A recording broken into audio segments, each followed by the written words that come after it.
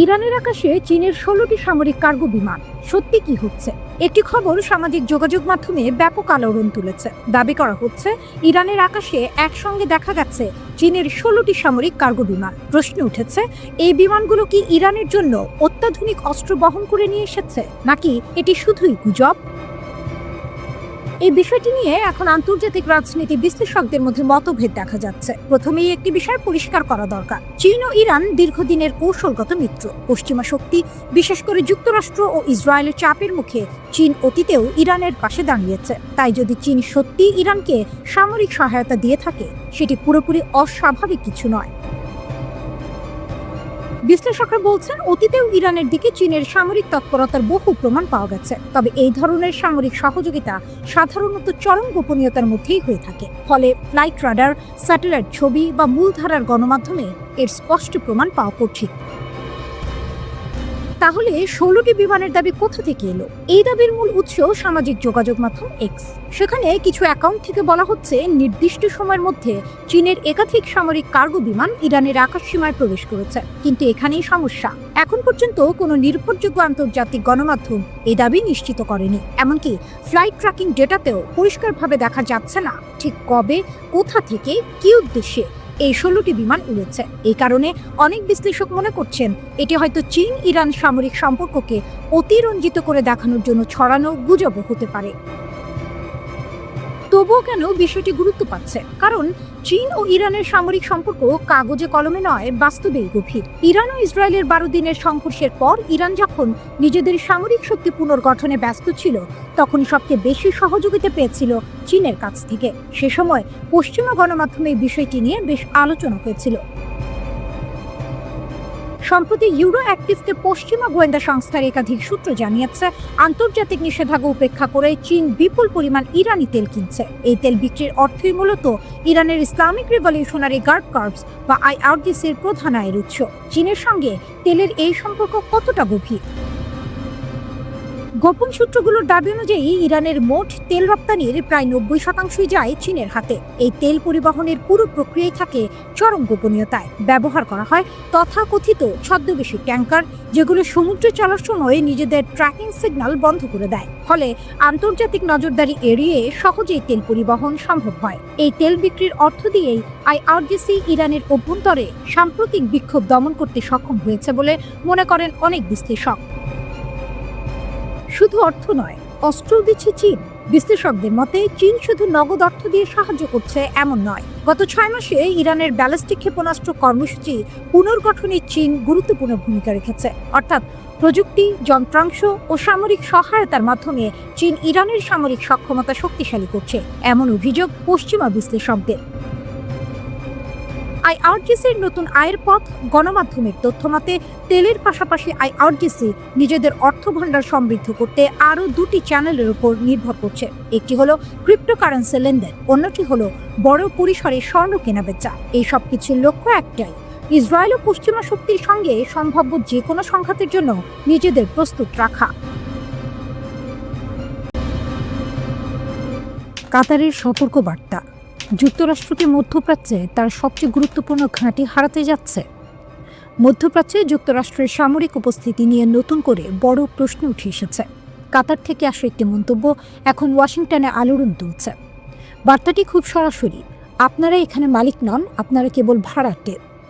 এই মন্তব্যটি এসেছে কাতারের শাসক পরিবারের একজন প্রভাবশালী সদস্য খালিদ বিন জাসিম আল থানির কাছ থেকে। তিনি ইঙ্গিত দিয়েছেন, চাইলে কাতার যে কোনো সময় আল উদেদ বিমান ঘাঁটিতে যুক্তরাষ্ট্রের উপস্থিতি বন্ধ করে দিতে পারে। এই ঘাঁটিটি মধ্যপ্রাচ্যে যুক্তরাষ্ট্রের সামরিক শক্তি পরিচালনার মূল কেন্দ্র। আল উদেদ ঘাঁটি কেন এত গুরুত্বপূর্ণ? এই ঘাঁটি থেকেই মার্কিন সেন্ট্রাল কমান্ড পুরো মধ্যপ্রাচ্যের সামরিক কার্যক্রম পরিচালনা করে। ইরাক, সিরিয়া, আফগানিস্তান সব বড় অভিযানের পরিকল্পনা হয়েছে এখান থেকেই। অর্থাৎ এই ঘাঁটি ছাড়া যুক্তরাষ্ট্রের আঞ্চলিক প্রভাব বড়ভাবে দুর্বল হয়ে পড়বে। খালিদ আল থানির মন্তব্য ছিল আরও কঠিন। তিনি বলেন, কাতার যদি এই ঘাঁটি তুলে দেয় তাহলে কাতারের খুব বেশি ক্ষতি হবে না, কিন্তু যুক্তরাষ্ট্রের জন্য এটি হবে মধ্যপ্রাচ্যে একটি হাত কেটে ফেলার মতো। এই বক্তব্য আসলে যুক্তরাষ্ট্রকে মনে করিয়ে দেয় এই ঘাঁটির মালিক কাতার, আমেরিকা নয়।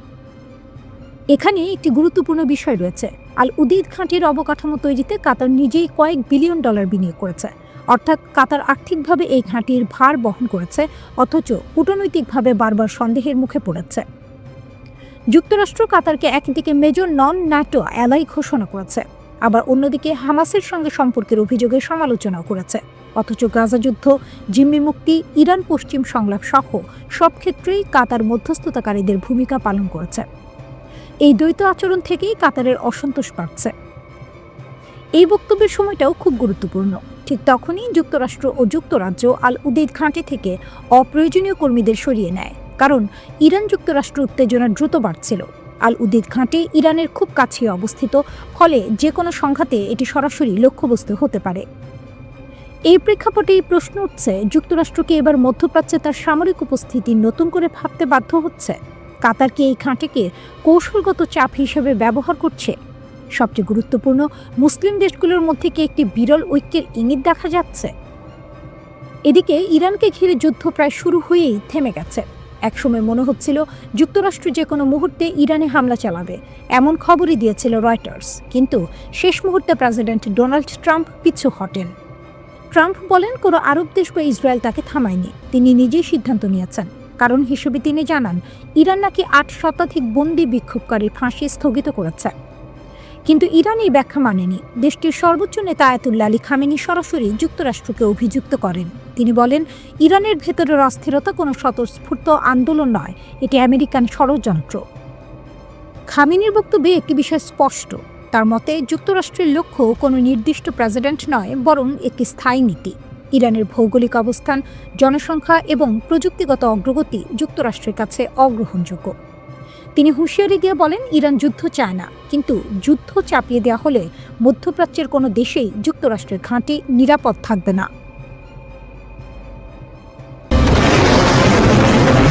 যুক্তরাষ্ট্রের সঙ্গে সম্পর্ক খারাপ হওয়ার পর ইরান সরাসরি হুমকি দিয়েছে, প্রয়োজনে তারা মধ্যপ্রাচ্যের বিভিন্ন মার্কিন সামরিক ঘাঁটিতে হামলা চালাতে পারে।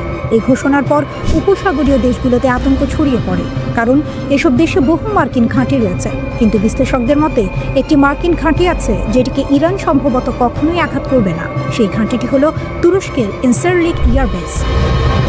প্রশ্ন হলো, ইরান যখন কাতার, বাহরাইন, ইরাক বা কুয়েতের মার্কিন ঘাঁটিগুলোকে হুমকি দিচ্ছে, তখন তুরস্কের ইনসারলিক ঘাঁটিকে কেন রেড লাইন ধরা হচ্ছে? এর পেছনে কয়েকটি বড় কারণ আছে। প্রথমত, ইনসারলিক একটি সাধারণ মার্কিন ঘাঁটি নয়, এটি যুক্তরাষ্ট্র ও ন্যাটোর একটি যৌথ সামরিক ঘাঁটি।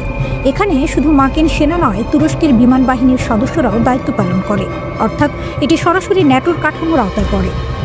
এই ঘাঁটি অবস্থিত তুরস্কের আদানা শহরের কাছে। ভৌগোলিকভাবে এটি ইরান, ইরাক ও সিরিয়ার খুব কাছাকাছি। ফলে মধ্যপ্রাচ্যের যে কোনো সংকটে যুক্তরাষ্ট্র ও ন্যাটো এখান থেকে খুব দ্রুত প্রতিক্রিয়া জানাতে পারে। ইনসারলিকে নিয়মিতভাবে যুদ্ধ বিমান, জ্বালানি বহনকারী ট্যাঙ্কার বিমান, পরিবহন বিমান ও নজরদারি বিমান মোতায়েন থাকে। এখান থেকে নজরদারি, আকাশে জ্বালানি সরবরাহ এবং জরুরি সামরিক অভিযানের প্রস্তুতি নেওয়া হয়। কিন্তু সবচেয়ে সংবেদনশীল বিষয়টি হলো, এই ঘাঁটিতে মার্কিন পারমাণবিক অস্ত্র রয়েছে। খোলা সূত্রের তথ্য অনুযায়ী ইনসারলিকে 20 থেকে 50টি পর্যন্ত B-61 পারমাণবিক বোমা সংরক্ষিত আছে। এগুলো ন্যাটোর নিউক্লিয়ার শেয়ারিং ব্যবস্থার অংশ। এই কারণেই সামরিক বিশেষজ্ঞরা বলছেন, ইনসারলিকে হামলা মানে শুধু যুক্তরাষ্ট্র নয়, পুরো ন্যাটো জোটের সঙ্গে সরাসরি সংঘাতে জড়িয়ে পড়া। কারণ তুরস্ক ন্যাটোর সদস্য, আর ন্যাটোর আর্টিকেল 5 অনুযায়ী কোনো একটি সদস্য রাষ্ট্রে হামলা হলে সেটাকে পুরো জোটের ওপর হামলা হিসেবে ধরা হয়। তবে এখানেও একটি জটিলতা আছে। কিছু আন্তর্জাতিক আইন বিশেষজ্ঞ বলছেন, যদি ইরান দাবি করে যে তারা যুক্তরাষ্ট্রের আগের হামলার জবাবে প্রতিশোধ নিয়েছে, তাহলে ন্যাটোর ভেতরে আর্টিকেল 5 কার্যকর করা নিয়ে বিতর্ক হতে পারে, কারণ জাতিসংঘের আত্মরক্ষার আইন এখানে জটিল হয়ে যায়। তবুও বাস্তবতা হলো, ইনসারলিকে আঘাত করা ইরানের জন্য ভয়ঙ্কর ঝুঁকিপূর্ণ সিদ্ধান্ত হবে। আরেকটি গুরুত্বপূর্ণ কারণ হলো তুরস্কের সামরিক শক্তি। যুক্তরাষ্ট্রের পর ন্যাটোর মধ্যে তুরস্কের সেনাবাহিনী দ্বিতীয় বৃহত্তম। 2026 সালের গ্লোবাল ফায়ার পাওয়ার র্যাঙ্কিংয়ের তুরস্ক বিশ্বের শীর্ষ 10টি সামরিক শক্তির একটি, যেখানে ইরান অনেক পিছিয়ে। তুরস্কের নিজস্ব ড্রোন যেমন বায়রাক্তার TB2, আনকা, আকিনসি ইতিমধ্যেই বিভিন্ন যুদ্ধে কার্যকারিতা প্রমাণ করেছে। পাশাপাশি রয়েছে অভিজ্ঞ যুদ্ধ বিমান বাহিনী। বিশ্লেষকদের মতে যদি ইরান তুরস্কের মাটিতে হামলা চালায় তাহলে আঙ্কারা আরও শক্তভাবে ওয়াশিংটনের পাশে দাঁড়াবে। এতে ইরান কূটনৈতিকভাবে আরও একঘরে হয়ে পড়বে। অন্যদিকে যুক্তরাষ্ট্রের মধ্যপ্রাচ্যে প্রায় 40 থেকে 50,000 সেনা রয়েছে। কাতারের আল উদেদ ঘাঁটি, বাহরাইনের নৌ ঘাঁটি, সংযুক্ত আরব আমিরাত, সৌদি আরব, ইরাক, কুয়েত সব জায়গায় মার্কিন উপস্থিতি রয়েছে। এমনকি মার্কিন রণতরী USS আব্রাহাম লিঙ্কনকেও মধ্যপ্রাচ্যে পাঠানো হয়েছে।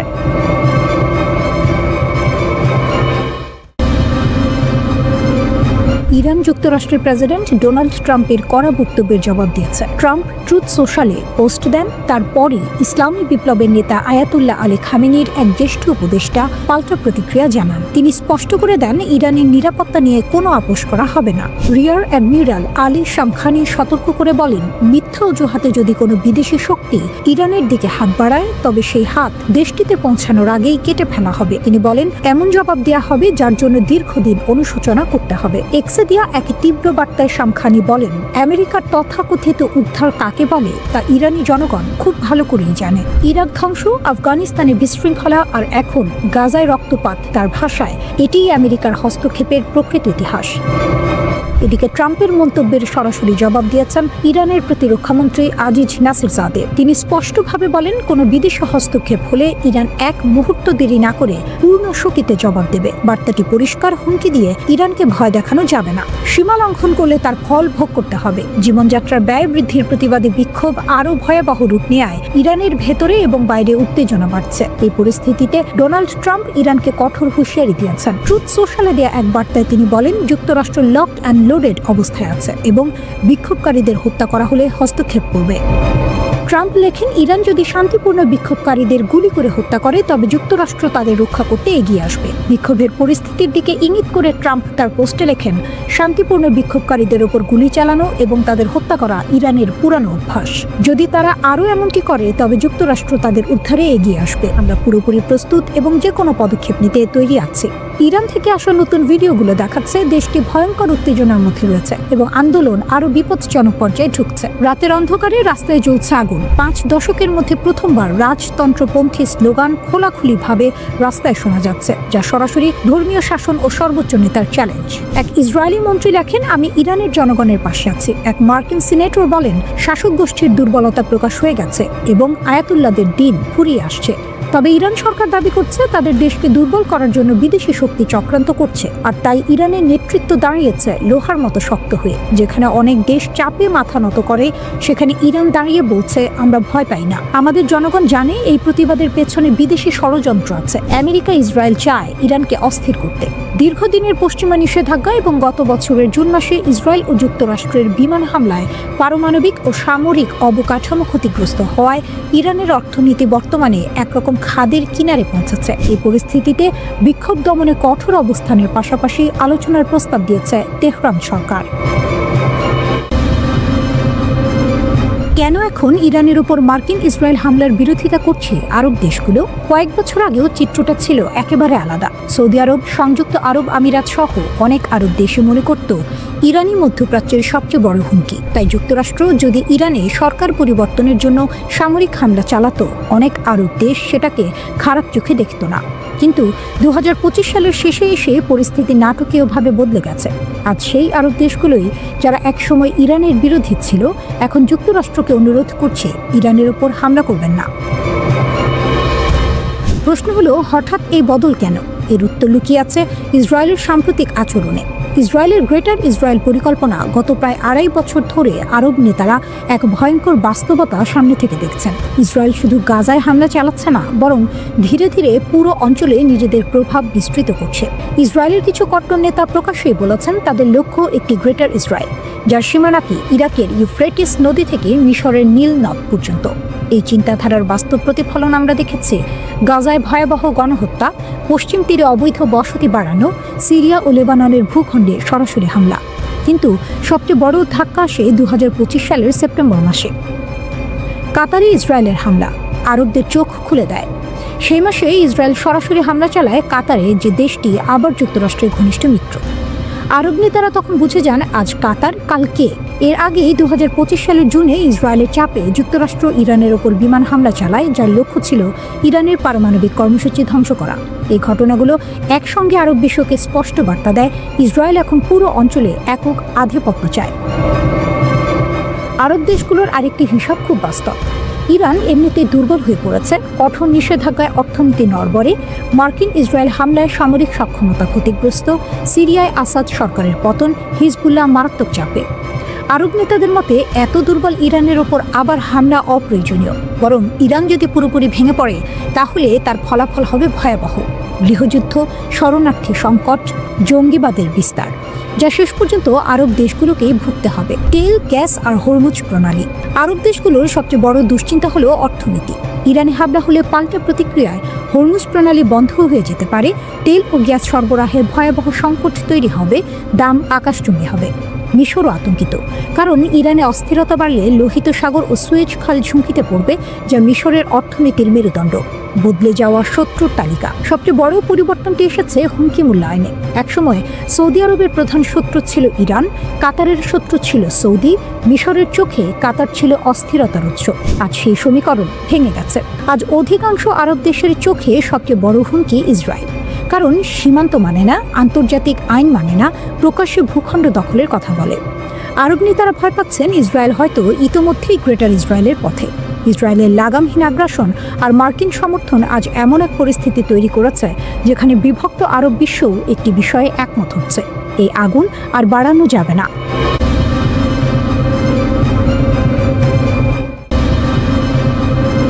ইরানের পরিস্থিতি এখন সত্যিই ভয়ঙ্কর মোড় নিচ্ছে। দেশ জুড়ে বিক্ষোভ যত বাড়ছে ততই কড়া হচ্ছে সরকারের ভাষা। আর এইবার যে সতর্কবার্তা এসেছে সেটিকে অনেকেই বলছেন ইরানের ইতিহাসে সাম্প্রতিক সময়ের সবচেয়ে কঠোর হুঁশিয়ারি। ইরানের প্রধান বিচারপতি গোলাম হোসেইন মোহসেনি এজেই স্পষ্ট ভাষায় বলেছেন, যারা বিদেশি শক্তির সঙ্গে হাত মিলিয়ে দেশে অস্থিরতা তৈরি করছে তাদের জন্য আর কোনো দয়া দেখানো হবে না। তার ভাষায়, এখন থেকে কেউ যদি ইসলামী প্রজাতন্ত্রের বিরুদ্ধে শত্রুকে সাহায্য করে তাহলে কঠোর শাস্তি অনিবার্য। এই বক্তব্যের পেছনে ইঙ্গিত কার দিকে তা বুঝতে কষ্ট হয় না।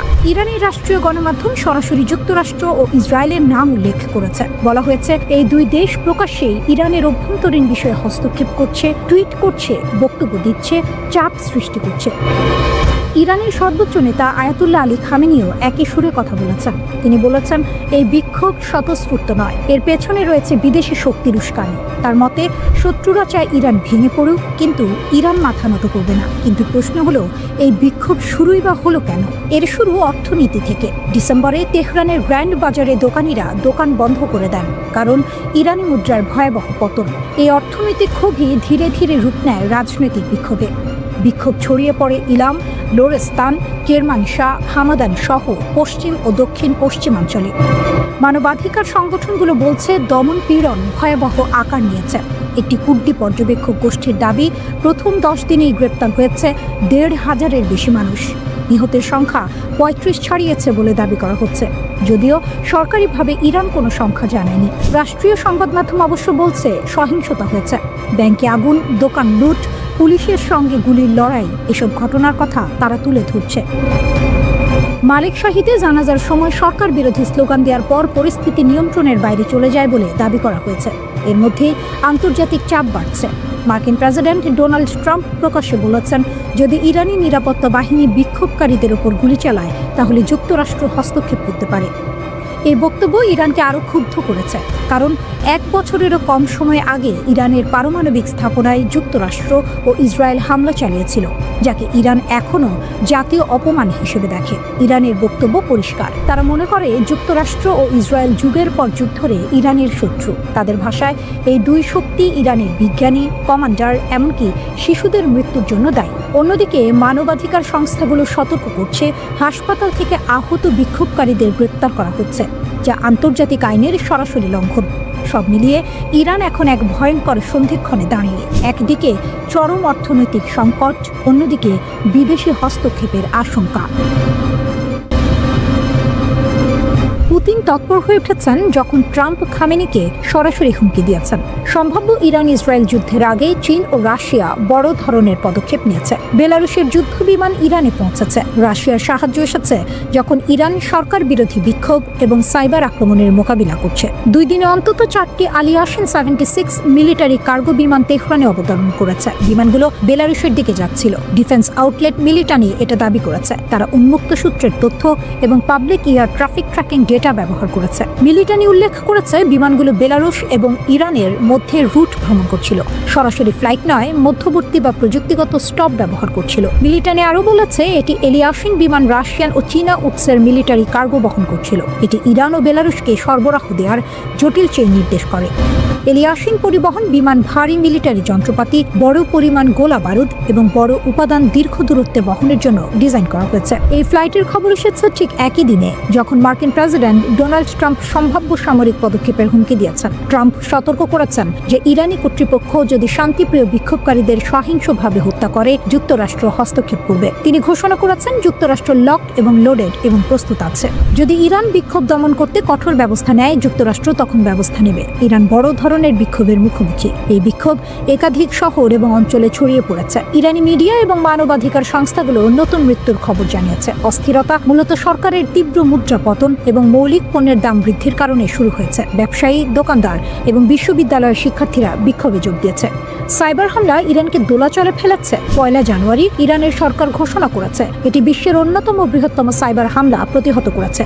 টেলিকমিউনিকেশন মন্ত্রী বলেছেন হামলা ইরানের যোগাযোগ পরিকাঠামোকে লক্ষ্য করেছিল। রাষ্ট্রীয় সংবাদ মাধ্যম প্রেস টিভি এটি সম্প্রচার করেছে। কর্তৃপক্ষ জানিয়েছে আক্রমণ বিশ্বব্যাপী 1,20,000-এর বেশি উৎস থেকে চালানো হয়েছিল। তারা বলেছে এটি বিশ্বের 12টি বড় সাইবার আক্রমণের মধ্যে স্থান পেয়েছে। ইরানি কর্তৃপক্ষ জানিয়েছে 28 ডিসেম্বরের হামলা দেশীয় সাইবার প্রতিরক্ষা সরঞ্জাম এবং আন্তর্জাতিক অংশীদারদের সহযোগিতায় প্রতিহত করা হয়েছে। এই সাইবার আক্রমণ ঘটে এমন সময় যখন ইসরায়েলের সাথে ইরানের ব্যালিস্টিক ক্ষেপণাস্ত্র প্রোগ্রাম নিয়ে নতুন সংঘাতের আশঙ্কা বাড়ছে। রিপোর্ট অনুযায়ী ইসরায়েলের প্রধানমন্ত্রী সম্প্রতি মার্কিন প্রেসিডেন্টের সঙ্গে বৈঠক করেছেন। তিনি সম্ভাব্য ইরানি লক্ষ্যবস্তুতে হামলার পুরনো পরিকল্পনা উপস্থাপন করেছেন। ওই ব্রিফিং এর পর ট্রাম্প বললেন ইরান যদি পুনর্নির্মাণ বা ক্ষেপণাস্ত্র ক্ষমতা বাড়ায়, যুক্তরাষ্ট্র পুনরায় আঘাতের সম্ভাবনা উড়িয়ে দেয়নি। তেহরান ট্রাম্প ও নেতানিয়াহুকে সতর্ক করেছে নতুন কোনো হামলা হলে কঠোর প্রতিক্রিয়া জানানো হবে। এটি দ্রুত উত্তেজনা বৃদ্ধির ঝুঁকি নির্দেশ করে। ভেনেজুয়েলার প্রেসিডেন্ট নিকোলাস মাদুরোকে আটক শুধু আঞ্চলিক সংকট নয়, এটি এখন বিশ্বব্যাপী কূটনৈতিক দ্বন্দ্বের সূচনা করেছে। আমেরিকার সেনারা যখন মাদুরোকে আটক করল, চীন হঠাৎ থেমে থাকার রোষ প্রকাশ করল। 2 দশক ধরে লাতিন আমেরিকায় বিনিয়োগ, ঋণ, তেল চুক্তি, কৌশলগত অবস্থান সবই চীনের হাত থেকে ছিনিয়ে যাওয়ার ঝুঁকিতে। পাশাপাশি চীন সরাসরি আমেরিকাকে হুঁশিয়ারি দিল মাদুরো এবং তার স্ত্রী সেলিয়া ফ্লোরেসকে অবিলম্বে মুক্তি দিতে হবে। ভেনেজুয়েলার সরকারকে উৎখাত করার প্রচেষ্টা বন্ধ করতে হবে। সব সমস্যার সমাধান কূটনৈতিক আলোচনার মাধ্যমে করতে হবে। চীন বলল এই ঘটনা গভীরভাবে উদ্বেগজনক। চীনের পররাষ্ট্র মন্ত্রণালয় স্পষ্টভাবে জানিয়েছে যুক্তরাষ্ট্রের এই কাজ আন্তর্জাতিক আইন লঙ্ঘন করেছে। মাদুরো এবং তার স্ত্রী নিরাপত্তা নিশ্চিত করা, অবিলম্বে মুক্তি দেয়া, ভেনেজুয়েলার সরকারকে বেদখল না করার জন্য চাপ দেয়া এবং সব সমস্যার সমাধান কূটনৈতিক আলোচনার মাধ্যমে করার আহ্বান জানানো হয়েছে। কিন্তু চীনের সবচেয়ে বড় উদ্বেগ কেবল কূটনীতি নয়, অর্থ, তেল, প্রভাব সবই জড়িত। গত 2 দশকে চীন ভেনেজুয়েলায় ঢেলাচ্ছে $100 বিলিয়ন বেশি। ঋণ, অবকাঠামো, শক্তি প্রকল্প, মহাকাশ সহযোগিতা, কৌশলগত বিনিয়োগ সবকিছু। ভেনেজুয়েলার কাছে চীনের ঋণের পরিমাণ প্রায় $15.6 বিলিয়ন। বিনিয়োগের মাধ্যমে চীন লাতিন আমেরিকায় প্রভাব বিস্তার করছিল। ভেনেজুয়েলা হয়ে উঠেছিল চীনের জন্য গুরুত্বপূর্ণ দ্বার। ডোনাল্ড ট্রাম্প ক্ষমতায় আসার আগে হুগো সাভেজের অধীনে ভেনেজুয়েলা চীনের দরজা খুলেছিল। আর এখন মাদুরোকে আটক করার মুহূর্তে তিনি চীনের লাতিন আমেরিকার বিশেষ প্রতিনিধি কুশির সঙ্গে বৈঠক করেছিলেন। চীনের প্রেসিডেন্ট শি জিনপিং গত বছর $9.2 বিলিয়ন ক্রেডিট লাইন ঘোষণা করেছিলেন লাতিন আমেরিকা ও ক্যারিবিয়ান অঞ্চলের জন্য। ভেনেজুয়েলার মূল সম্পদ হলো তেল। বিশ্বের অন্যতম বড় তেল রিজার্ভ এখানে রয়েছে। দৈনিক প্রায় 1 মিলিয়ন ব্যারেল উৎপাদন হয়, যার বেশিরভাগই চীনের কাছে যায়। মাদুরোর আটক শুধু লাতিন আমেরিকার সংকট নয়, এটি এখন বৈশ্বিক শক্তিদ্বন্দ্ব। চীন সরাসরি জানিয়েছে যুক্তরাষ্ট্রের এই কর্মকাণ্ড প্রচণ্ড শক্তির ব্যবহার এবং তা সীমা লঙ্ঘন করেছে। চীনের পররাষ্ট্র মন্ত্রণালয় বলেছে ভেনেজুয়েলার সার্বভৌমত্ব লঙ্ঘিত হয়েছে। বেইজিং আমেরিকাকে হেজিমনিক আচরণের জন্য দোষারোপ করেছে এবং সতর্ক করেছে এই পদক্ষেপ লাতিন আমেরিকা ও ক্যারিবিয়ান অঞ্চলে শান্তি ও নিরাপত্তাকে হুমকিতে ফেলবে। ইরান এবং রাশিয়া সরাসরি যুক্তরাষ্ট্রকে তোপ দেবেছে। তেহরান বলেছে এই অভিযান অবৈধ, এটি বৈশ্বিক স্থিতিশীলতাকে ক্ষুণ্ণ করতে পারে এবং বিপজ্জনক উদাহরণ স্থাপন করে। মস্কো বলেছে কূটনীতি ছেড়ে সাফল্যহীন শত্রুতা সৃষ্টি হয়েছে, তীব্র সংঘাত নিয়ন্ত্রণের বাইরে চলে যেতে পারে। বেইজিং, তেহরান এবং মস্কো সব বড় শক্তি এক হয়ে যুক্তরাষ্ট্রের পদক্ষেপের বিরুদ্ধে দাঁড়িয়েছে। ভেনেজুয়েলার প্রেসিডেন্ট মাদুরোর আটক এখন শুধু রাজনৈতিক বা সামরিক ঘটনা নয়, এটি বিশ্বব্যাপী শক্তি ভারসাম্যকে নতুন করে চ্যালেঞ্জ করছে। অর্থ, তেল, প্রভাব সবকিছুর উপর দাঁড়িয়ে চীনকে এখন সবচেয়ে বড় ক্ষতিগ্রস্ত হিসেবে দেখা হচ্ছে। লাতিন আমেরিকার দীর্ঘমেয়াদী কৌশলগত পরিকল্পনা এবং বিশ্বব্যাপী কূটনৈতিক অবস্থান হুমকির মুখে। একজন মানুষকে গ্রেপ্তার করা আর একটা পুরো দেশ আক্রমণ করে সেই মানুষকে ধরে নিয়ে যাওয়া, এই দুয়ের মধ্যে আকাশ পাতাল পার্থক্য আছে। কিন্তু ডোনাল্ড ট্রাম্প ঠিক সেটাই করেছেন ভেনেজুয়েলার প্রেসিডেন্ট নিকোলাস মাদুরোর ক্ষেত্রে। আন্তর্জাতিক আইন অনুযায়ী এটি ভয়ঙ্কর একটি নজির। প্রশ্ন হচ্ছে, ট্রাম্প কি এখানেই থামবেন? মাদুরোকে অপহরণের মাত্র 2 দিনের মধ্যেই ট্রাম্পের বক্তব্যে ইঙ্গিত মিলছে তার সামনে হয়তো আরও একটি টার্গেট লিস্ট আছে। মানচিত্র খুলে দেখলে বোঝা যায় তার নজর মূলত লাতিন আমেরিকার দেশগুলোর দিকে। প্রথমেই আসে কলম্বিয়া, দক্ষিণ আমেরিকার 4র্থ বৃহত্তম দেশ, জনসংখ্যা প্রায় 5,20,00,000। দেশটি তেল, সোনা, রূপা ও তামার মতো গুরুত্বপূর্ণ প্রাকৃতিক সম্পদে ভরপুর। কলম্বিয়ার প্রেসিডেন্ট গুস্তাভো পেট্রো দেশটির প্রথম বামপন্থী প্রেসিডেন্ট। ট্রাম্প তাকে একেবারেই পছন্দ করেন না। ট্রাম্প সরাসরি অভিযোগ করেছেন পেট্রো নাকি কোকেন উৎপাদন ও পাচারের সঙ্গে জড়িত। পরে ট্রাম্প পরিষ্কার করেন তিনি কলম্বিয়ায় মার্কিন অপারেশন চালানোর সম্ভাবনা উড়িয়ে দিচ্ছেন না। কলম্বিয়া এতে ক্ষুব্ধ। প্রেসিডেন্ট পেট্রো বলেছেন ট্রাম্প তার বিরুদ্ধে মিথ্যা অপবাদ দিচ্ছেন। পরিস্থিতি চরমে গেলে অস্ত্র হাতে নেওয়ার কথাও বলেছেন তিনি। অর্থাৎ একটি সরাসরি সামরিক সংঘাতের আশঙ্কা তৈরি হয়েছে। এরপর আসে কিউবা, ফিদেল কাস্ট্রোর দেশ, জনসংখ্যা প্রায় 1,10,00,000। কিউবা বহু দশক ধরে মার্কিন নিষেধাজ্ঞার মধ্যে রয়েছে। দেশটির বর্তমান প্রেসিডেন্ট মিগেল দিয়াজ কানেল। মজার বিষয় হলো কিউবার কথা প্রথম বলেন মার্কিন পররাষ্ট্রমন্ত্রী মার্কো রুবিও। তিনি বলেন কিউবা গুরুতর সমস্যায় পড়তে পারে। ট্রাম্পের প্রতিক্রিয়া ছিল ঠান্ডা কিন্তু ভয়ঙ্কর। তিনি বলেন কিউবাকে আক্রমণ করতে হবে না, দেশটি এমনিতেই পড়ে যাবে। এই বক্তব্যও কিউবার জন্য উদ্বেগের কারণ। এরপর মেক্সিকো, যুক্তরাষ্ট্রের সরাসরি প্রতিবেশী, জনসংখ্যা প্রায় 13 কোটি। বর্তমান প্রেসিডেন্ট ক্লোদিয়া শেইনবাউম। ট্রাম্প আগেই মেক্সিকোর উপর বড় অঙ্কের শুল্ক বসিয়েছেন। এবার তিনি মেক্সিকোয় সেনা পাঠানোর কথা বলছেন মাদক কার্টেলের বিরুদ্ধে লড়াইয়ের নামে। ট্রাম্প দাবি করেন মেক্সিকোতে কার্টেল এত শক্তিশালী যে সরকার নিয়ন্ত্রণে নেই। তিনি বারবার বলেছেন মেক্সিকো চাইলে যুক্তরাষ্ট্র সাহায্য করতে পারে সেনা পাঠিয়ে। যদিও সরাসরি হামলার হুমকি নেই, তবুও এটা এক ধরনের চাপের কৌশল।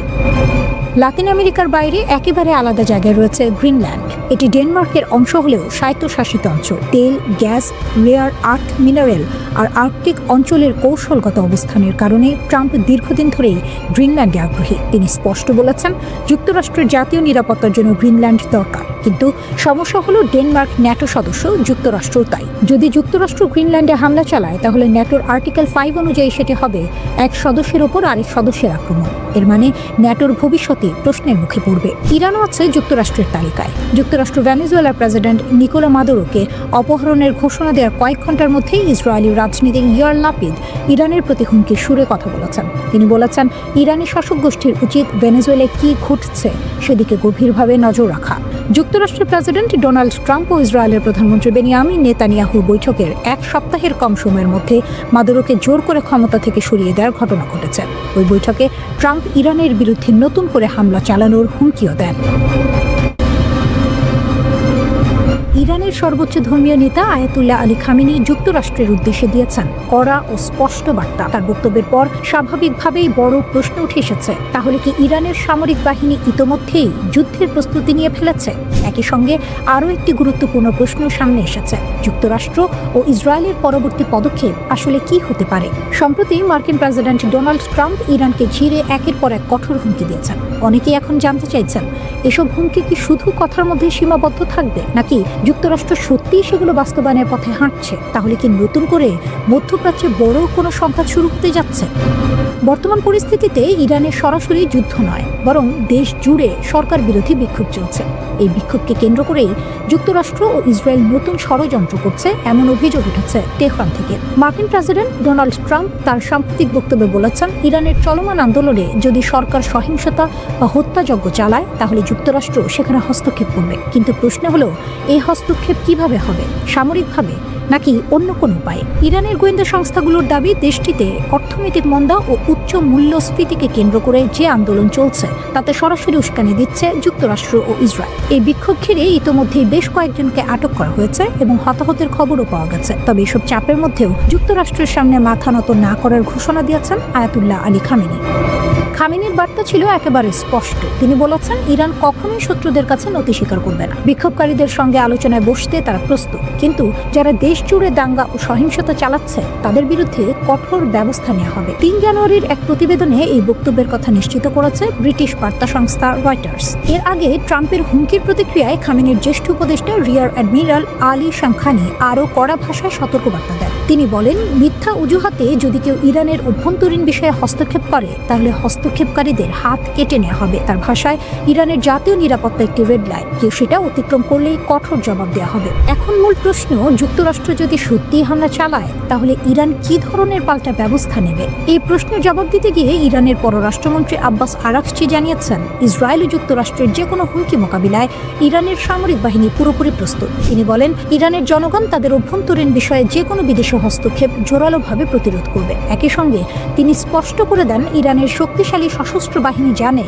কোথায় এবং কিভাবে প্রতিরোধ বলয় গড়ে তুলতে হয় যদি কেউ দেশের সার্বভৌমত্বে আঘাত হানে। এদিকে ইসরায়েলের প্রধানমন্ত্রী বেনিয়ামিন নেতানিয়াহু ইরানের বিরুদ্ধে নতুন করে সামরিক অভিযানের সুযোগ খুঁজছেন বলে অভিযোগ উঠেছে। ট্রাম্পের কাছে ইরান প্রসঙ্গে নালিশ জানিয়ে নেতানিয়াহু দাবি করেছেন, ইরান অত্যন্ত গোপনে তাদের ক্ষেপণাস্ত্র সক্ষমতা বাড়াচ্ছে। এসব ক্ষেপণাস্ত্রে নাকি রাসায়নিক পদার্থের মতো শক্তিশালী বিস্ফোরক ব্যবহারের সক্ষমতাও রয়েছে। নেতানিয়াহুর অভিযোগ, এসব ক্ষেপণাস্ত্র ভবিষ্যতে ইহুদিবাদী রাষ্ট্রের বিরুদ্ধে ব্যবহার করতে পারে তেহরান। এ কারণেই ইরান জুড়ে নতুন করে হামলা চালানোর অনুমতি ট্রাম্পের কাছে চেয়েছেন তিনি। তবে এখনো পর্যন্ত এই নতুন আগ্রাসনের দিনক্ষণ চূড়ান্ত হয়নি। তুরস্ক বনাম ইসরায়েল, আফ্রিকার নতুন খেলা। যখন সারা দুনিয়া ভেনেজুয়েলা, ইরান আর গ্রিনল্যান্ড নিয়ে ব্যস্ত, ঠিক তখনই আফ্রিকার এক কোণে শুরু হচ্ছে এক গুপ্ত কিন্তু অত্যন্ত গুরুত্বপূর্ণ সংঘাত। এই সংঘাতটি তুরস্ক এবং ইসরায়েলের। এটা শুধু অর্থনীতি বা কূটনীতি নয়, এটা সামরিক, গোয়েন্দা এবং শক্তির খেলা। জানুয়ারির 6 তারিখ তুরস্কের গোয়েন্দা প্রধান ইব্রাহিম কালিন ঘোষণা করলেন, পুরো আফ্রিকা এখন তুরস্কের কৌশলগত অগ্রাধিকার। এই ঘোষণা এসেছে ঠিক কয়েক সপ্তাহ পরে, যখন ইসরায়েল প্রথমবারের মতো সোমালিল্যান্ডকে স্বাধীন রাষ্ট্র হিসেবে স্বীকৃতি দিল। সোমালিল্যান্ড হলো এমন একটি অঞ্চল যা দশকের পর দশক ধরে স্বশাসিত, কিন্তু আনুষ্ঠানিকভাবে সোমালিয়ার অংশ। ইসরায়েলের লক্ষ্য এখানে সামরিক আধার তৈরি করা, যাতে তারা হুথি বাহিনীর হুমকি মোকাবিলা করতে পারে এবং লোহিত সাগরের নৌ পরিবহন রক্ষা করতে পারে। আর তুরস্ক, তারা আফ্রিকার হৃদয়ে নিজের প্রভাব বিস্তার করতে চাইছে, শক্তি, অর্থনীতি এবং কূটনীতিতে সামঞ্জস্য বজায় রেখে। তুরস্ক শুধু বাণিজ্যিকভাবে নয়, সামরিক ও গোয়েন্দা দিকেও সক্রিয়। তারা সরবরাহ করেছে বাইরাক্তার TB2 ড্রোন, প্রশিক্ষণ দিচ্ছে আফ্রিকার সামরিক বাহিনী। লিবিয়া, সোমালিয়া, সুদান এসব জায়গায় তুরস্কের কার্যক্রম ইতিবাচক ফল দিচ্ছে। তুরস্কের বাণিজ্য আফ্রিকার সঙ্গে 2003 থেকে 8 গুণ বৃদ্ধি পেয়ে 2022 সালে $40.7 বিলিয়ন পৌঁছেছে। দূতাবাসের সংখ্যা বেড়েছে 12 থেকে 44। এটি শুধু অর্থনৈতিক প্রভাব নয়, সামরিক ও নিরাপত্তার প্রভাবও। ইসরায়েলের সোমালিল্যান্ড স্বীকৃতি তুরস্কের প্রভাবকে সরাসরি চ্যালেঞ্জ করছে। সোমালিয়া এই স্বীকৃতিকে অবৈধ ঘোষণা করেছে। তুরস্ক, মিশর এবং জিবুতি একসঙ্গে দাঁড়িয়ে ইসরায়েলের পদক্ষেপের বিরুদ্ধে কঠোর প্রতিবাদ জানিয়েছে। তুরস্ক আফ্রিকায় বিনিয়োগ করছে অবকাঠামো, মানবিক সহায়তা, সামরিক প্রশিক্ষণ এবং কূটনৈতিক সমর্থন দিয়ে। এটি শুধু সহমর্যাদা নয়, বরং দীর্ঘমেয়াদী কৌশলগত পরিকল্পনা। আফ্রিকায় শুরু হয়েছে নতুন গ্রেট গেম, সাহেল অঞ্চল, হর্ন অফ আফ্রিকা। এখানে তুরস্কের গোয়েন্দা কার্যক্রম, বিশেষ বাহিনী প্রশিক্ষণ এবং গোপন অভিযান বাড়ছে। ইসরায়েলের পদক্ষেপ তুরস্কের প্যান আফ্রিকান মডেলকে হুমকির মুখে ফেলেছে। এই সংঘাত ভবিষ্যতে শুধু হর্ন অফ আফ্রিকা নয়, পুরো আফ্রিকায় তুরস্ক এবং ইসরায়েলের প্রভাবকে প্রভাবিত করতে পারে। ভেনেজুয়েলা বা ইরান নিয়ে আমরা যতই আলোচনা করি, আফ্রিকা এখন গোপন সামরিক এবং কূটনৈতিক যুদ্ধক্ষেত্র হয়ে উঠেছে। তুরস্ক এবং ইসরায়েলের এই সংঘাত আগামী বছরগুলোতে নতুন মাত্রা যোগ করতে পারে। কে জিতবে আফ্রিকার এই নতুন খেলা? 2025 সালের জানুয়ারিতে ইসরায়েলি সরকারের গঠিত ন্যাগেল কমিটি একটি রিপোর্ট প্রকাশ করেছে, যেখানে বলা হয়েছে যে দেশটি তুরস্কের সাথে সম্ভাব্য যুদ্ধের জন্য প্রস্তুত হওয়া উচিত। তখন ইসরায়েলের একটি সরকারি কমিটি জানিয়েছে, তুরস্কের অটোমান সাম্রাজ্যের প্রভাব পুনঃপ্রতিষ্ঠার প্রচেষ্টা অঞ্চলে উত্তেজনা সৃষ্টি করতে পারে। যুক্তরাষ্ট্রের ঘাঁটিতে হামলার হুঁশিয়ারি, ইরান কি বার্তা দিচ্ছে? মধ্যপ্রাচ্যে আবারও বড় ধরনের উত্তেজনার ইঙ্গিত মিলছে। ইরান স্পষ্ট করে জানিয়ে দিয়েছে, যুক্তরাষ্ট্র যদি ইরানের ওপর সামরিক হামলা চালায় তাহলে তার জবাবে মধ্যপ্রাচ্যের বিভিন্ন দেশে থাকা মার্কিন সামরিক ঘাঁটিগুলো লক্ষ্যবস্তুতে পরিণত হবে। এই সতর্কবার্তা শুধু যুক্তরাষ্ট্রকে নয়, বরং আশেপাশের দেশগুলোকেও জানিয়ে দিয়েছে তেহরান। বার্তা সংস্থা রয়টার্স জানায়, মার্কিন প্রেসিডেন্ট ডোনাল্ড ট্রাম্প ইরানে চলমান বিক্ষোভকে সমর্থন জানিয়ে সম্ভাব্য হামলার হুমকি দেওয়ার পরে এই প্রতিক্রিয়া এসেছে। ইরানের এক জ্যেষ্ঠ কর্মকর্তা রয়টার্সকে জানান, তেহরান সৌদি আরব, সংযুক্ত আরব আমিরাত ও তুরস্ক সহ এই অঞ্চলের দেশগুলোকে সতর্ক করেছে। ওই কর্মকর্তার ভাষায় ইরান এসব দেশকে অনুরোধ করেছে যেন তারা ওয়াশিংটনকে ইরানে হামলা চালানো থেকে বিরত রাখে, কারণ যুক্তরাষ্ট্র যদি ইরানে আঘাত হানে তাহলে এসব দেশে থাকা মার্কিন ঘাঁটিতেও পাল্টা হামলা চলতে পারে।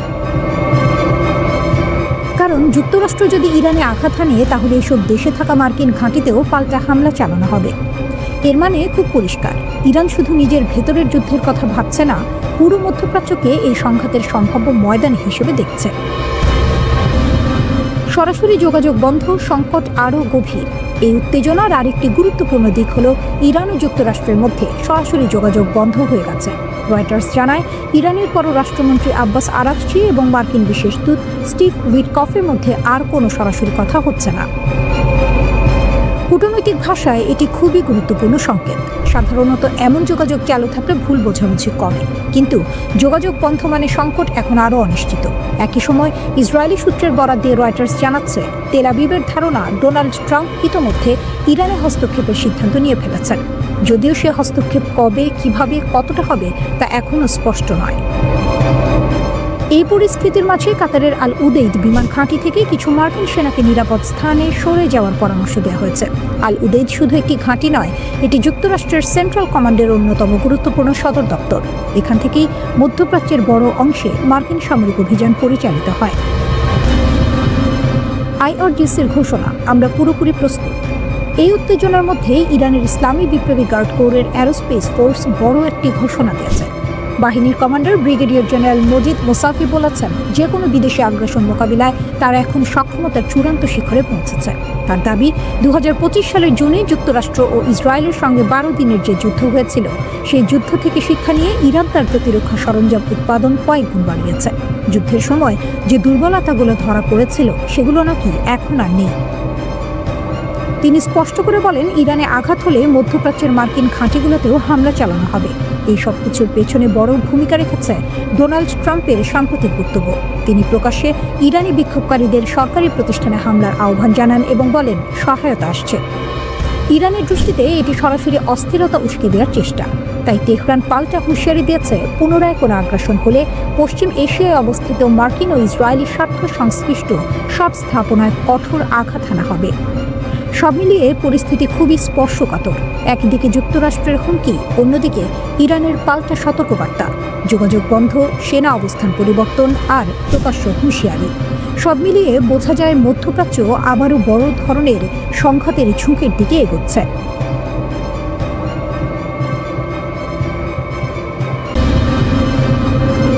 ইরান জুড়ে অশান্তির আগুন এখন ছড়িয়ে পড়েছে।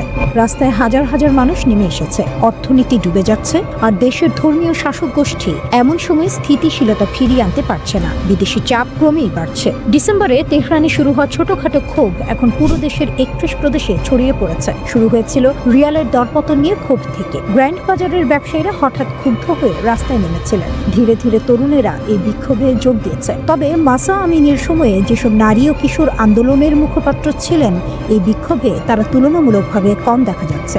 নতুন অস্থিরতা শুরু হওয়ার পর human rights activist news agency জানাচ্ছে, অন্তত 34 বিক্ষোভকারী ও 4 নিরাপত্তা কর্মকর্তা নিহত হয়েছে। 2200 জনকে গ্রেপ্তার করা হয়েছে। বিশ্লেষকরা বলছেন, এটি শুধু অর্থনৈতিক ক্ষোভ নয়, এটি বিদ্যমান শাসন ব্যবস্থার প্রতি জনগণের গভীর হতাশার প্রতিফলন। ইরানি কর্তৃপক্ষ বিক্ষোভ দমন করতে দ্বিমুখী কৌশল অবলম্বন করছে। তারা বলছে, অর্থনৈতিক বিক্ষোভ বৈধ এবং সংলাপের মাধ্যমে সমাধান হবে। তবে একই সঙ্গে রাজপথে সহিংস সংঘর্ষে কাঁদানে গ্যাসও ব্যবহার করা হচ্ছে। ধর্মীয় শাসকরা 5 দশক পরও যুব সমাজের প্রত্যাশার সঙ্গে নিজেদের নীতি মিলিয়ে চলতে হিমশিম খাচ্ছেন। রাজপথে তরুণরা শাসক গোষ্ঠীর আদর্শকামী নীতি মেনে চলতে চায় না। পোশাক বিধি থেকে শুরু করে বিদেশ নীতি, যা ইসলামী প্রজাতন্ত্রের মূল স্তম্ভ, তা ৩০ বছরের কম বয়সীদের কাছে গ্রহণযোগ্য নয়। তরুণরা মুক্তভাবে বাঁচতে চায়। মাসা আমিনি কেন্দ্রিক আন্দোলনের সময় যেসব নারী হিজাব বিধির বিরুদ্ধে সরব হয়েছিল, এবার অনেক নারী জনসম্মুখে হিজাব পরতে অস্বীকৃতি জানাচ্ছেন। চলমান বিক্ষোভে মানুষ আঞ্চলিক সশস্ত্র গোষ্ঠীর প্রতি তেহরানের সমর্থনকে নিন্দা করছে। তারা স্লোগান দিচ্ছে, গাজা নয়, লেবানন নয়, আমার জীবন ইরানের জন্য। এতে দেখা যাচ্ছে দেশের মানুষের আশা ও শাসক গোষ্ঠীর অগ্রাধিকারের মধ্যে দূরত্ব কতটা। ইরানের আঞ্চলিক প্রভাবও কমে গেছে। গাজায় হামাস, লেবাননে হিজবুল্লাহ, ইয়েমেনে হুথি, ইরাকে মিলিশিয়াদের উপর আঘাত এবং সিরিয়ার শাসক বাশার আল আসাদের ক্ষমতাচ্যুত হওয়ার প্রভাব পড়েছে। ইসরায়েলের হামলাও এই অঞ্চলে উত্তেজনা বাড়িয়েছে। সর্বোচ্চ নেতার সামনে সহজ পথ নেই। ভাতাঙ্কা বলেন, পূর্বের মতো দমন পীড়ন এবং সামান্য ছাড়ের কৌশল এবার কার্যকর হচ্ছে না। পরিবর্তন অনিবার্য মনে হচ্ছে। সরকারের পতন হতে পারে, তবে নিশ্চিত নয়। মধ্যপ্রাচ্যের অন্যান্য দেশে দেখা গেছে দীর্ঘকাল ক্ষমতায় থাকা শাসকরা কেবল তখনই পতিত হয় যখন বিক্ষোভ ও সামরিক হস্তক্ষেপ একত্রে ঘটে। যুক্তরাষ্ট্রের প্রেসিডেন্ট ট্রাম্প বলেছেন, নিরাপত্তা বাহিনী যদি নিরস্ত্র বিক্ষোভকারীদের উপর গুলি চালায় তিনি সমর্থন জানাবেন। তবে ইরানের সাধারণ মানুষ চায় না বিদেশি হস্তক্ষেপ। তারা চায় শান্তিপূর্ণ জীবন, বন্ধুত্ব এবং স্বাধীনতা। ইরানের সর্বোচ্চ নেতা আয়াতুল্লাহ আলী খামিনি বলছেন, দেশ শত্রুর কাছে আত্মসমর্পণ করবে না। তবে ৮৬ বছর বয়সী এই নেতা এমন একটি সময়ের মুখোমুখি যেখানে তার নীতি, পারমাণবিক ক্ষেপণাস্ত্র এবং বিদেশি প্রভাব সব চ্যালেঞ্জের মুখোমুখি। ইসরায়েলের প্রধানমন্ত্রী বেনিয়ামিন নেতানিয়াহু বলেছেন, ইরানি জনগণ তাদের ভবিষ্যতের নিয়ন্ত্রণ নিজের হাতে নিচ্ছে। এটি একটি সিদ্ধান্তমূলক মুহূর্ত। ইরানের রাস্তায় আগুন জ্বলছে, অর্থনীতি ডুবে যাচ্ছে, আর এখন দেশটির সর্বোচ্চ নেতা খুব বিরল একটি সরাসরি বার্তা দিলেন মার্কিন প্রেসিডেন্টের উদ্দেশ্যে। আয়াতুল্লাহ আলী খামিনি বলেছেন, ডোনাল্ড ট্রাম্পের হাতে ইরানের রক্ত লেপ্টে আছে। তিনি তাকে অহংকার, রক্তপাত এবং হস্তক্ষেপের জন্য দোষারোপ করেছেন। এমনকি বলেছেন, ইতিহাসে দেখেছেন শাসকরা কখনোই তাদের শক্তির শিখরে নিরাপদ থাকে না। ইরানের সব শহরের সাধারণ রাস্তাগুলো এখন যুদ্ধক্ষেত্র। মানুষ বের হচ্ছে, সরকারকে চ্যালেঞ্জ জানাচ্ছে। চলমান মুদ্রার অবমূল্যায়ন, মুদ্রাস্ফীতি এবং বাজার ভেঙে যাওয়ার ক্ষোভ প্রকাশ করছে। চিৎকার, বিক্ষোভ, সংঘর্ষ, ভাঙচুর সবকিছু মিলে গিয়েছে। এই অবস্থার মাঝে খামেনি জাতির উদ্দেশ্যে ভাষণ দিয়েছেন। বার্তাটি ছিল সরাসরি এবং ব্যক্তিগত।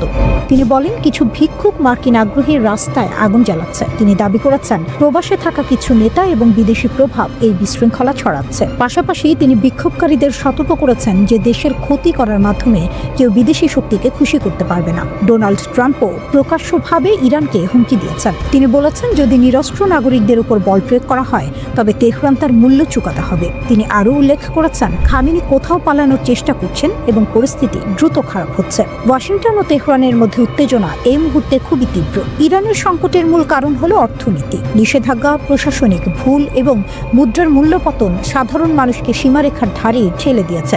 রিয়াল তীব্রভাবে দুর্বল হয়েছে, সঞ্চয় শেষ হয়ে যাচ্ছে এবং মৌলিক পণ্য ক্রয় করা কঠিন হয়ে যাচ্ছে। অর্থনৈতিক অসন্তোষ এখন রাজনৈতিক কর্তৃত্বের বিরুদ্ধে রূপ নিয়েছে। সংকট শুধু ইরানেই সীমাবদ্ধ না, এর প্রভাব আশেপাশের অঞ্চলেও পড়ছে। তুরস্কের এয়ারলাইন্স 17টি ফ্লাইট বাতিল করেছে। বিমান চলাচল স্থগিত করা নিরাপত্তা উদ্বেগ এবং অনিশ্চয়তার প্রমাণ দিচ্ছে। ইরানের ভিতরের পরিস্থিতি যখন ক্রমশ গাঢ় হচ্ছে, তখন এর প্রভাব পুরো অঞ্চলে ছড়িয়ে পড়ছে। ইরানের রাস্তায় খোলা চ্যালেঞ্জ, ছাদ, গলিপথ, ঘর এবং সড়ক। হাজার হাজার মানুষ বের হয়ে চিৎকার করছে, ডিক্টেটরের মৃত্যু হোক। কেউ ভয় পাচ্ছে না। এটার স্থানীয় অসন্তোষ নয়, এটা পুরো দেশের বিদ্রোহ। মার্কিন সেনাবাহিনী নজর রাখছে। সেন্টকম তেহরানে বিক্ষোভ ও সরকারের প্রতিক্রিয়া পর্যবেক্ষণ করছে। F-15E যুদ্ধ বিমান রুটিন রোটেশনের অংশ হিসেবে মোতায়েন করা হয়েছে। বড় কোনো সেনা সমাবেশ নেই, তবে সতর্ক সংকেত স্পষ্ট। ওয়াশিংটন সরাসরি ইরানির জনগণের সঙ্গে কথা বলছে। মার্কিন স্টেট ডিপার্টমেন্ট পারস্য ভাষায় বার্তা দিয়েছে, ইরানিদের তাদের অধিকার রক্ষার জন্য ধন্যবাদ জানাচ্ছে। প্রবাসী ক্রাউন প্রিন্স রেজা পালভি জাতিকে সমর্থন জানাচ্ছেন। তিনি বলেছেন, আরও মানুষ রাস্তায় আসুক। বিক্ষোভের আগুনে তেহরানের সরকারি ভবনও জ্বলে উঠেছে। রাষ্ট্রীয় টেলিভিশনও এই ছবি সম্প্রচার করেছে। এরপর দেশ জুড়ে ইন্টারনেট এবং ফোন ব্ল্যাকআউট, বাজার বন্ধ, বেজারগুলো। মানবাধিকার গ্রুপ বলছে অন্তত 41 জন নিহত, 2270 জন আটক। তবে বিক্ষোভ থেমে নেই। চিৎকার, আগুন সব মিলিয়ে ইরানের নেতৃত্ব এখন বছরের সবচেয়ে বড় পরীক্ষায়। পরবর্তী পদক্ষেপ ইরানের ভবিষ্যৎ নির্ধারণ করবে। মধ্যপ্রাচ্য এখন এমন একটি অবস্থানে দাঁড়িয়ে আছে যেখানে একটি ছোট আঘাতও ভয়াবহ বিস্ফোরণে রূপ নিতে পারে। পরিস্থিতিটা অনেকটা এমন একটা আগ্নেয়গিরি যেটা ভেতরে ভেতরে ফুটছে, শুধু ফেটে পড়ার অপেক্ষা। এই প্রেক্ষাপটে যদি ইরানে কোনো সামরিক হামলা হয় তাহলে সেটাকে শুধু একটি দেশের উপর আক্রমণ হিসেবে দেখা যাবে না। ইরানে হামলা মানে পুরো মধ্যপ্রাচ্যে যুদ্ধের অ্যালার্ম বেজে ওঠা। ইরান এই ব্যাপারে একদম পরিষ্কার অবস্থান নিয়েছে। দেশটির শীর্ষ নেতারা বারবার বলেছেন সীমা পেরোলে পাল্টা জবাব আসবে, আর সেটা হবে বহুমুখী ও বিধ্বংসী। ইরানের পার্লামেন্ট স্পিকার মোহাম্মদ বাকির কালিবাফ সরাসরি যুক্তরাষ্ট্রকে উদ্দেশ্য করে এই হুঁশিয়ারি দিয়েছেন। এমন এক সময় এই বক্তব্য এলো যখন ইরানের ভেতরে সরকার বিরোধী বিক্ষোভ চলছে এবং বাইরের চাপও বাড়ছে। কালিবাফ বলেন, আমেরিকা যদি ইরানে নতুন করে সামরিক হামলার পথ বেছে নেয় তাহলে শুধু ইসরায়েল নয়, মধ্যপ্রাচ্যে থাকা মার্কিন সামরিক ঘাঁটি ও নৌ পরিবহন কেন্দ্রগুলো ইরানের বৈধ লক্ষ্যবস্তুতে পরিণত হবে। এটা খুবই গুরুত্বপূর্ণ একটি বক্তব্য, কারণ এখানে তিনি শুধু ইসরায়েলের কথা বলেননি, তিনি ইঙ্গিত দিয়েছেন কাতার, সৌদি আরব, কুয়েত ও বাহরাইনে থাকা মার্কিন সামরিক ঘাঁটিগুলোর দিকে। এই দেশগুলো দীর্ঘদিন ধরেই যুক্তরাষ্ট্রের ঘনিষ্ঠ মিত্র। এখান থেকেই মধ্যপ্রাচ্যে অনেক মার্কিন সামরিক অভিযান পরিচালিত হয়। ইরানের বক্তব্য খুব স্পষ্ট, যদি এই ঘাঁটিগুলো ব্যবহার করে ইরানে হামলা চালানো হয় তাহলে সেগুলোকেও আঘাতের আওতায় আনা হবে। এখন প্রশ্ন হলো, ইরান কি সত্যি এটা করতে পারবে?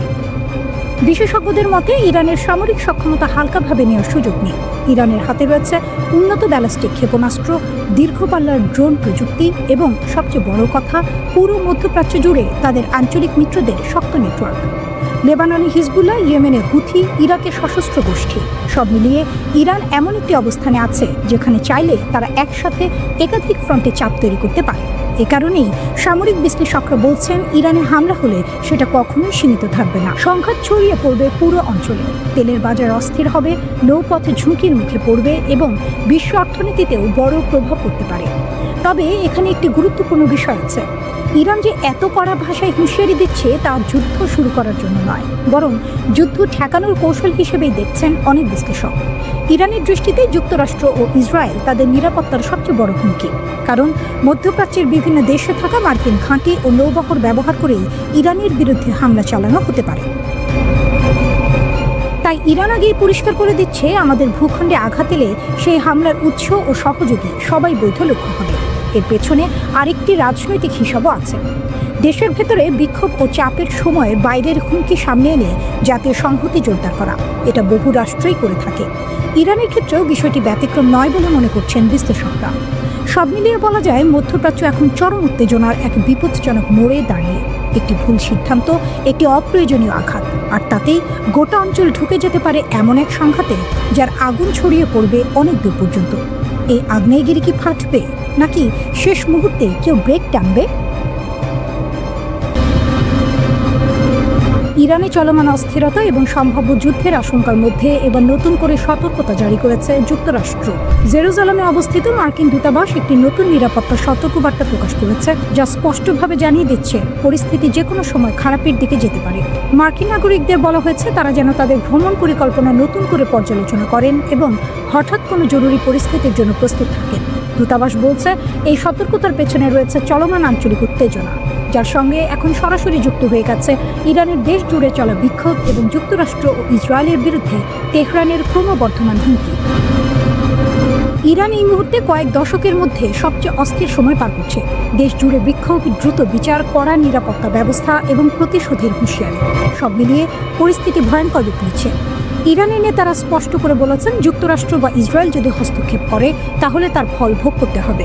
এই বক্তব্যই পুরো অঞ্চল জুড়ে বড় সংঘাতের আশঙ্কা আরও বাড়িয়ে তুলেছে। এই প্রেক্ষাপটে ইসরায়েলে থাকা মার্কিন নাগরিকদের ব্যক্তিগত নিরাপত্তা বাড়ানোর আহ্বান জানিয়েছে দূতাবাস। সবাইকে বলা হয়েছে সতর্ক থাকতে হবে, সরকারি নির্দেশনা নিয়মিত অনুসরণ করতে হবে এবং পরিস্থিতি দ্রুত খারাপ হলে সঙ্গে সঙ্গে পদক্ষেপ নেওয়ার জন্য মানসিকভাবে প্রস্তুত থাকতে হবে। মার্কিন নাগরিকদের স্টেপ বা স্মার্ট ট্রাভেলার এনরোলমেন্ট প্রোগ্রামে নাম লেখানোর পরামর্শ দেওয়া হয়েছে, যাতে জরুরি অবস্থায় দ্রুত যোগাযোগ করা যায়। পাশাপাশি পাসপোর্ট যেন হালনাগাদ থাকে সেই বিষয়েও গুরুত্ব দেওয়া হয়েছে, কারণ হঠাৎ করেই দেশ ছাড়ার প্রয়োজন হতে পারে। এর আগেই মার্কিন পররাষ্ট্র দপ্তর আরও কঠোর একটি সতর্কতা জারি করেছে। ইরানে থাকা সব মার্কিন নাগরিককে অবিলম্বে দেশ ছাড়তে বলা হয়েছে।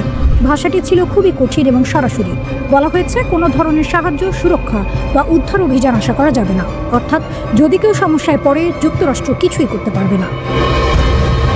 এখনই ইরান ছাড়ুন, এই বার্তায় কার্যত পৌঁছে দেওয়া হয়েছে মার্কিন নাগরিকদের কাছে। ইরানে চলমান বিক্ষোভ ইতিমধ্যেই ভয়াবহ রূপ নিয়েছে। পুলিশের সঙ্গে সংঘর্ষে বহু মানুষ নিহত হয়েছে। সরকার ব্যাপক ধরপাকড় শুরু করেছে। দেশের বড় অংশে ইন্টারনেট ও মোবাইল নেটওয়ার্ক বন্ধ করে দেওয়া হয়েছে। সরকারের দাবি, এসব বিক্ষোভ বিদেশি শক্তির উস্কানিতে হচ্ছে। মার্কিন ভার্চুয়াল দূতাবাস জানিয়েছে, এমনকি শুধু আমেরিকান পাসপোর্ট বহন করাও গ্রেপ্তারের কারণ হতে পারে। দ্বৈত নাগরিকদের বলা হয়েছে তারা যেন শুধু ইরানি পাসপোর্ট ব্যবহার করে দেশ ছাড়েন। যারা দেশ ছাড়তে পারছেন না তাদের নিরাপদ জায়গায় আশ্রয় নেওয়া এবং খাবার, পানি, ঔষধ মজুত রাখার পরামর্শ দেওয়া হয়েছে। এই সংকটের পেছনে রয়েছে যুক্তরাষ্ট্র, ইসরায়েল ও ইরানের মধ্যে দীর্ঘদিনের উত্তেজনা। গত গ্রীষ্মে ইরানের পারমাণবিক স্থাপনায় যুক্তরাষ্ট্র ও ইসরায়েলের হামলার পর থেকেই পরিস্থিতি আরও খারাপ হয়েছে। প্রেসিডেন্ট ডোনাল্ড ট্রাম্প দাবি করেছেন, ইরানকে পারমাণবিক অস্ত্র তৈরি থেকে আটকাতেই এই হামলা করা হয়েছে, যা ইরান অস্বীকার করছে। হোয়াইট হাউস জানিয়েছে, ট্রাম্প সব বিকল্প খোলা রেখেছেন। প্রয়োজনে সামরিক শক্তি ব্যবহার করতে তিনি পিছপা হবেন না। ইরান পাল্টা হুঁশিয়ারি দিয়েছে, যুক্তরাষ্ট্র বা ইসরায়েল হস্তক্ষেপ করলে তাদের ঘাঁটি ও সেনারা লক্ষ্যবস্তু হবে। একই সঙ্গে ইরান দাবি করেছে তারা বিদেশি গুপ্তচর ও নাশকতার প্রমাণ পেয়েছে।